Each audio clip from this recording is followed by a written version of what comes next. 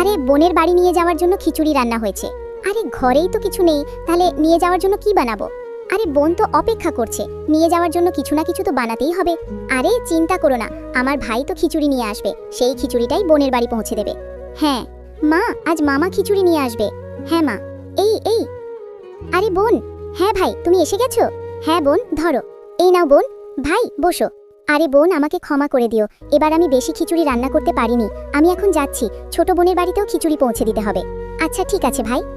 আরে দেখো, ভাই খিচুড়ি নিয়ে এসেছে। কি? আরে ভাই এবার এতটাই খিচুড়ি এনেছে, ছোট বোনের বাড়িতেও তো নিয়ে যেতে হবে। এই নাও খিচুড়ি, নিজের বোনের বাড়ি পৌঁছে দিয়ে এসো। ঠিক আছে দাও, আমি পৌঁছে দিয়ে আসছি, বোন অপেক্ষা করছে। নাও। আরে মা, আমরা কিছুই খাবো না। আরে মা, খিচুড়ি তো এমনিতেই কম, তুমি তো জানো তোমার ফুফুর বাড়িতে অনেক মানুষ আছে। তোমার ভাই কি খিচুড়ি নিয়ে আসবে না? বাচ্চারা তো খুব ক্ষুধার্ত। এই ছবিটাকে সুন্দর মনে করলে ভিডিওতে লাইক করে চ্যানেলটাকে সাবস্ক্রাইব করো, এরপরে আল্লাহ লিখো।